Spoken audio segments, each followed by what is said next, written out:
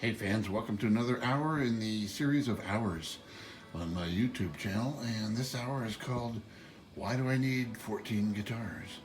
I asked the question to my wife and she said, Why do you need 14 guitars? And I said, well, because I gave her an equation. The number of guitars that I need is N plus 1, N being the number of guitars that I currently have. She did not get that.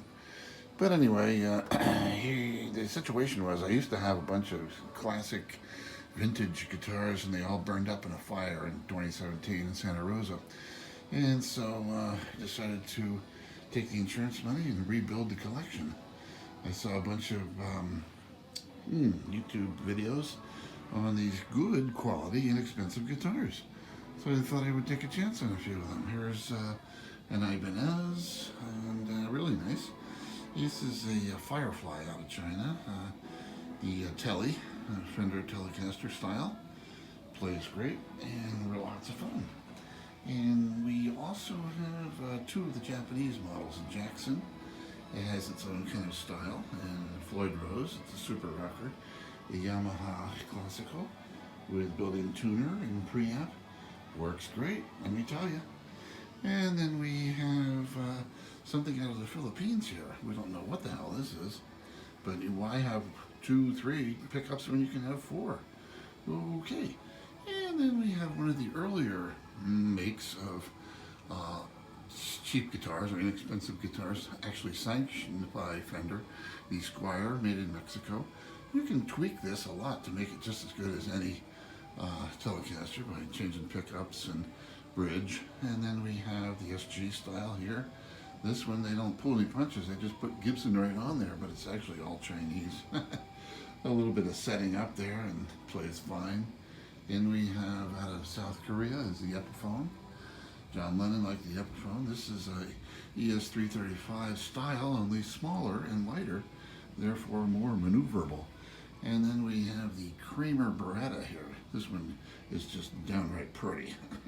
So, you only need one pickup when it's that pretty. And that's about it. So, when you get one of these guitars, you got to do a little setting up. There's about 7 steps for setting up a guitar. You, first of all, adjust the truss rod.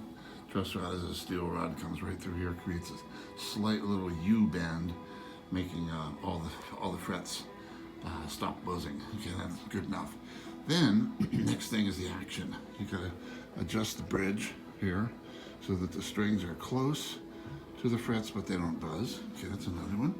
And then you gotta adjust the intonation. Intonation has a little bit of physics associated with it. I'll show you on this SG here. The distance between the 12th fret and the nut should be the same distance between the bridge and the 12th fret. And you determine that with a tuner. You play it open, you play it on the 12th fret, and then you do the harmonic. They should all be the same, and you adjust the bridge back and forth until you get the intonation exactly the same. Another thing is the nut itself has to be lubricated. A little graphite from a pencil in the grooves there will do that. And you want to make sure your bridge doesn't bind up any of the strings when you move back and forth and you bend strings and you use your vibrato arm.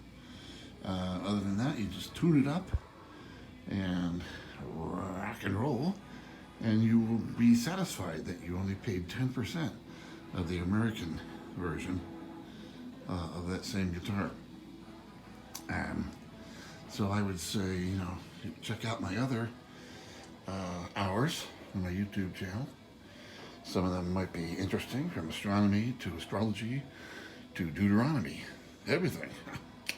And so from now on, I say I bid you farewell, adieu, rock on, and peace out. Right on.